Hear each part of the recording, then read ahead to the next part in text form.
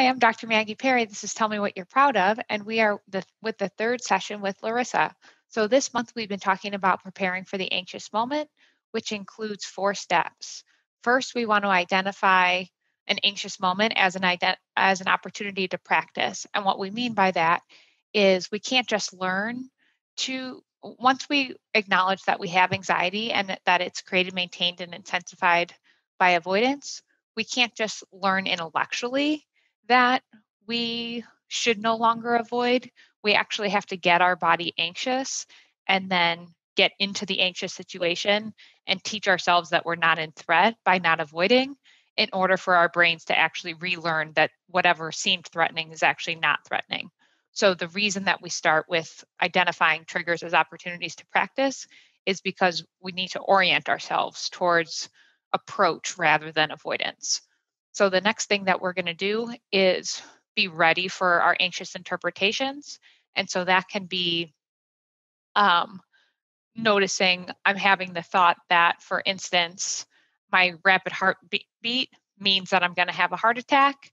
And if I had a heart attack, then, I would die from that heart attack, or there'd be other consequences for myself and my family. That type of thing would be an anxious interpretation of the initial sensation of like a rapid heartbeat. So we want to identify the anxious interpretations that we can expect. We want to commit to our values. So in the last group, we were talking about how commitment to values helps you practice the willing attitude of acceptance. And then finally today, Larisa and I are going to talk about what self-talk helps us commit to helps us show up to the present moment, willing to accept the anxiety that we're experiencing. So first off, Larisa, can you just summarize for us again what types of triggers you have, like whether they're internal or external? What triggers your anxiety? Well, actually, I think I have both internal and external. External situations, I'm really starting to look at the different phases of my external triggers, and that's really helping me to move to that place where I can have healthy self-talk instead of letting the situation make me even more anxious, and then it turns into negative thinking. So, but both external and internal. Do you want examples of them, or? Yeah, that'd be great. Okay, well, like an example of an external trigger could be, actually, just I realize anytime I do something new or different, like when I used to work as a nurse, I always enjoyed being part of a team. But when I went on in my education, I was put in more like a leadership role or administrative role, and that was so anxiety producing. And I wish I knew then what I know now. Because in what sense? Well, the feelings I had led me to think I wasn't competent, I couldn't do it, I'm going to fail, and then I would start to avoid, and it really made the situations difficult. If I were to do it now, I could say, okay, I'm feeling anticipatory anxiety. This is something new, and I'm bound to feel this way. It's just a thought. It's a feeling. It doesn't mean it's a real threat. I'm ready for this opportunity, or I probably wouldn't have been presented with it. But I didn't have the confidence at the time, or I didn't know enough about my anxiety to even realize I was anxious. It wasn't my anxiety was not a sign of incompetency. So what happened often is when I got in that situation, and it also happens like with COVID, if I'm in a situation that feels threatening, I have trouble just focusing on that present moment.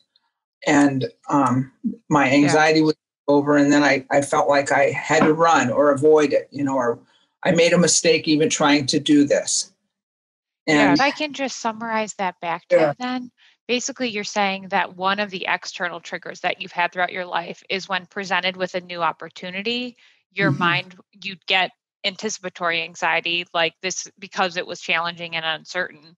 but your mind would interpret that challenging, uncertain opportunity as like the sensations meant that you were incompetent or that it was a threat and a prediction that you were going to do something wrong. So then in the presence of that opportunity, you might have either like completely avoided it, so not taking the leadership position, or went towards it with while like bracing against it. And so lots of people go through their lives, not completely situationally avoiding, but avoiding the thoughts, feelings, and sensations that come with the new opportunity in front of them, always kind of thinking that they're incompetent and that the feelings that they're having means that they're not going to be able to do the thing that they're doing. So the self-talk that you just used, that, okay, I'm having the feeling of anxiety. I would say this means I'm doing something I care about. It's challenging and uncertain, and my body gives me extra adrenaline when I'm doing something challenging and uncertain that I care about. And it isn't a message, prediction, or threat. It's okay that these sensations are here. I can redirect my attention back to the present and just continue to focus on the skill in front of me rather than what's happening internally. So I appreciate that example. I think you were also starting to talk about a COVID example. So do you want to be more specific about that? Well, like just very recently this week, I had an opportunity to get together with my sister. And, it's gotten to the point, it's over a year. I mean, it's coming on a year. And I see my sister, but only for brief moments. So we made a plan to get together. And, I did all the right protocol to prepare. And my sister isn't as careful as, I don't think she's as careful as I am, but I'm probably scrupulously careful too. I realize that. But anyways, at one point I felt like I got too close, and all of a sudden it took away the enjoyment of just getting together. And I made the decision to get together with her based on my values. I missed my sister, and she brought up the subject of let's get together because she lives alone and she's lonely. So I felt like it was a good opportunity both to embrace my COVID fears instead of avoid and isolate. And it was a nice time to spend time with my sister, which doesn't always happen. So, but as soon as I got too close, that I felt like I got too close, and it was just like a moment, it triggered, I had that whoosh of anxiety, that feeling like, oh gosh, I had the anticipatory anxiety before, but during the situation, I was overcome with, oh gosh, I blew it. I really messed up. I got too close. I didn't prepare. I should have known. But then I was able to stop myself and say, wait a minute. This is an opportunity. Because I started right away in the midst of the visit going into that post-event processing, blaming myself, feeling like I made a big mistake. But I was able to cut it off and say, wait a minute, this is an opportunity. This is a nice, brief visit. And I don't want to blow it. I want to enjoy this time. And so I was able to enjoy the short time we had together. It wasn't even that long of a visit. But that post-event processing came back. And I have to admit, I did get reassurance from my husband, but he's wise enough, and I became wise enough that I don't need that. I don't need to keep getting the reassurance that it was okay. And I can just take a leap of faith and just say, hey, I had an opportunity, and I'm going to stay with that to overcome my COVID fears, because sometimes my COVID fears would say, don't go anywhere, don't do anything. So I'm hearing a lot of shifts there. First, thinking about this incidental moment that you got anxious as an opportunity is a huge shift away from like, oh no, I've done something wrong. This is a huge threat. So that's really great. I like the way that you were willing to take this risk because you were committing to your values, and then you noticed your anxious interpretations and then came back to your helpful self-talk. So it sounds like you really did a great job, even though when you commit to the helpful self-talk, it doesn't mean that the anxiety is immediately going to go away. So you still had some post-event processing afterwards, but were you also kind of expecting that? Like, did you know the post-event processing was coming? Yes, especially when once I got that whoosh, I mean, I didn't at that moment think about it, but after a while, when I went to the farm, from there, I proceeded with what I was going to do. And I went to the farmer's market and I just let myself kind of be in the moment of what I was doing and not get caught up in that I did the wrong thing. I should have known not to get that clothes. And I just said, nope, I'm going to the farmer's market. I can enjoy this time and not beat myself up. So Yeah, I did anticipate that would happen. and you're making a great point that oftentimes the anxious interpretations aren't just the catastrophic thinking that around what could occur, but it's also like beating yourself up, self-criticism for the fact that it's happening in the first place and what you might have done wrong. It can be the feeling of hopelessness, helplessness, guilt around like it's not just that this catastrophe could occur, but also what if now I'm stuck in OCD and that influences my life, my work, my family, my friends, something else in my life that I care about? What if it never goes away? What if I'm stuck with this forever? What if this is evidence that all the progress that I've made is for naught? So there's all kinds of interpretations people will make once the anxiety shows up. And if you're ready for where your mind typically goes, and you're ready with like, wait a second, self, this is actually an opportunity. This is how I'm going to reorient myself towards a willing attitude of acceptance. And even if I can't get to it perfectly, like I don't fully feel completely willing because it's also very uncomfortable or there's some kind of consequence here that it feels threatening to be anxious for some reason, even bringing up that as a reminder and like intending to be willing can be a really nice next step. Do you have any thoughts about that, Larisa? Yeah, I do, because just in reflecting over it, I think I realized that was an opportunity to really have some compassion on myself too, and say, hey, I did something that I knew was going to be uncomfortable, because it just is. If I go to the market, it's uncomfortable, but I've overcome that. I go to the market and I don't get sensitized. The other thing is I realize now, a couple days after having that time with her, that I'm already starting to think about, okay, I look forward to getting together with her again, because, and that really, instead of getting caught in that, okay, next time I'm going to be more careful, I'm going to do this and that, I'm already careful. But I was able to just, I felt really good about it, because it just kind of welled up inside of me like, hey, I can do this. And I really look forward to that, to see her again.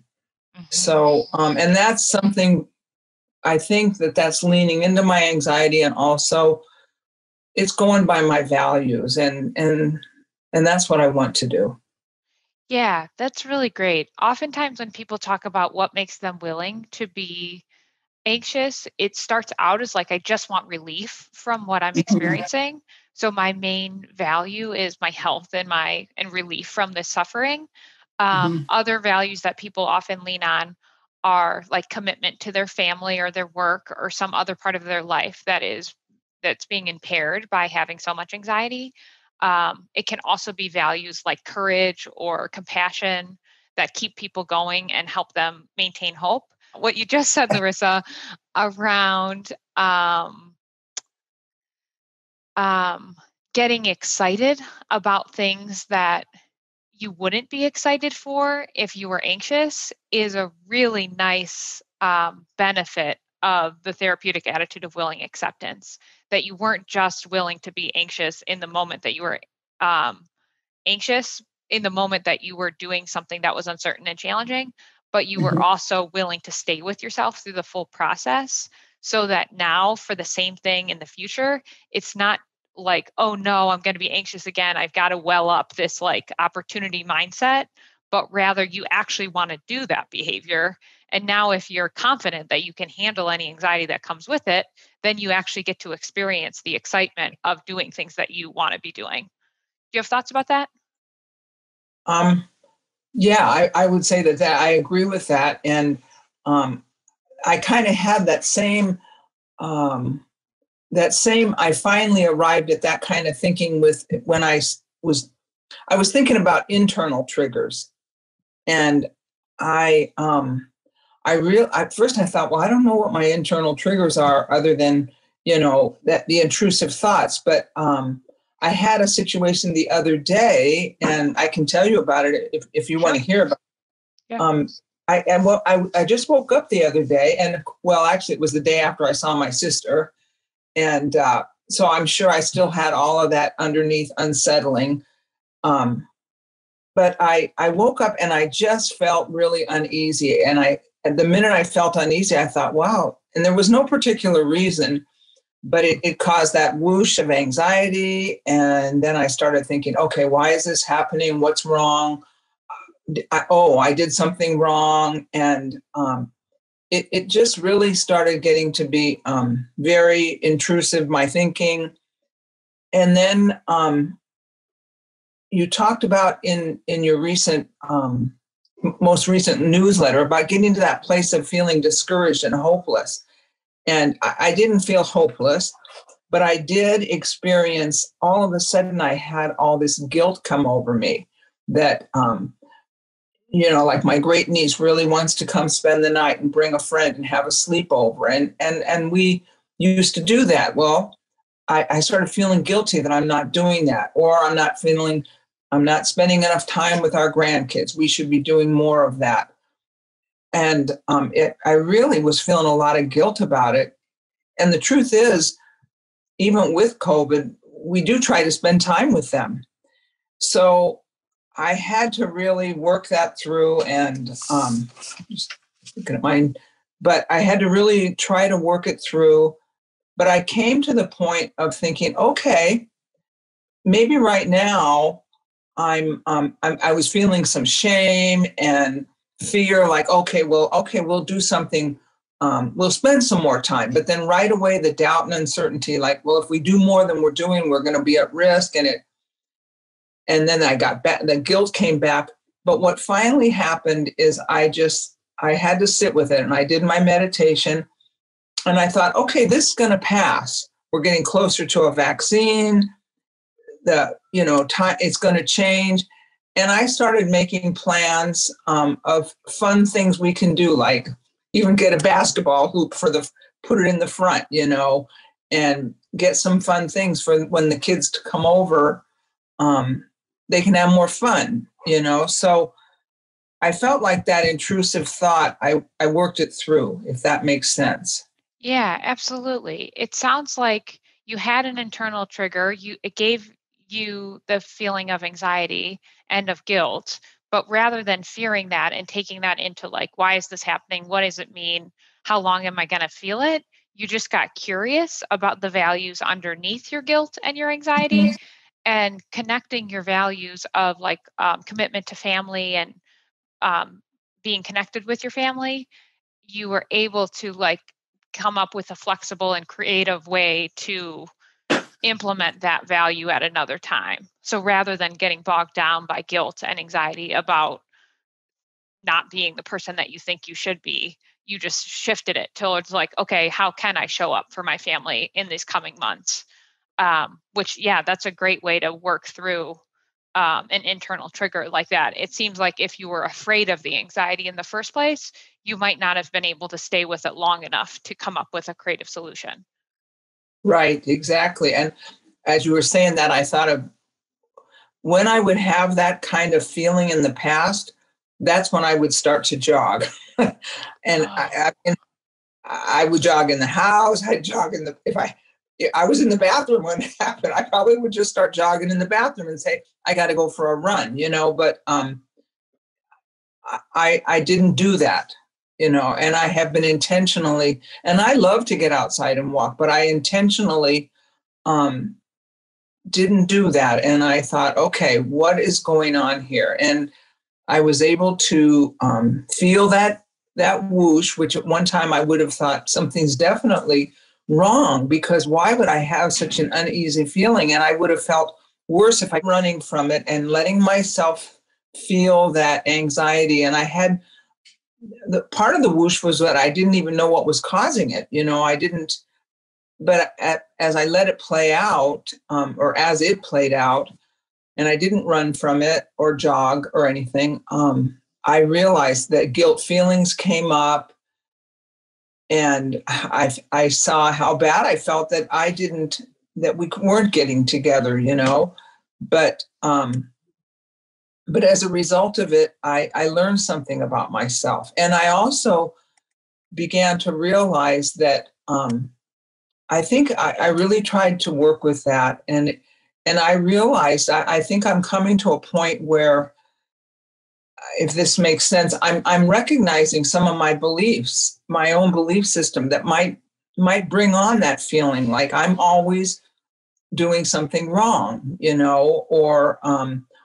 or if I'm not careful, something bad will happen. And so as a result, if I would avoid, and then it would just make my anxiety worse, if that makes sense. Yeah, that absolutely makes sense. So are you able to catch those? It sounds like you're catching those beliefs too when you're starting to get anxious. And so you're able to chant, like, when you felt anxious about potentially not spending enough time with your grandkids, you were able to challenge the idea that you're always doing something wrong and like stay with the feeling until you figured out what a more flexible option was. Yes, exactly. And realize too that that actually that's a lie, because in the midst of COVID, I'm doing the best that I can to have quality time and still follow the guidelines. And I'm realizing that I'm somebody that doesn't do well with uncertainty, and it may always be a bit of a trigger for me, but that I can relate to it differently, and I can be easier with myself. But having that moment where I somehow connected what was happening internally to, this is an opportunity to get curious. I had that realization that a lot of it is focuses around my belief system, that I didn't even recognize that part. And I remember when you first talked about coming to be familiar with those core beliefs that might be negative, and but have a lot to do with why I'm anxious now. I couldn't pinpoint anything. So I thought that was a really good thing, that kind of just welled up inside of me. And so I've been just in my own self-talk with just myself, trying to say, nope, I don't have to be afraid anymore. I have the tools, or whatever comes up at the moment. Yeah, I'm so happy to hear that. I think it's a great explanation of like the second step after you're understanding what your triggers are, you're practicing preparing for the anxious moment, and you're practicing showing up to the anxious moment and being willing to experience what you experience. Then as you get curious about that experience, you can start to see what kind of beliefs maintain the anxiety and make it more likely. And then you can see what you can do to challenge it. And then eventually, because you change your beliefs, challenge their beliefs, and have more flexible options, you stop doing the things that create, maintain, and intensify the anxiety in the first place. And then you don't even have the anxiety anymore. That would be nice. Yeah, it is nice. So I'm happy to hear where you are in the process. I'm aware of our time, so we have to go for now. But thank you so much for your time. Okay, thank you, Maggie.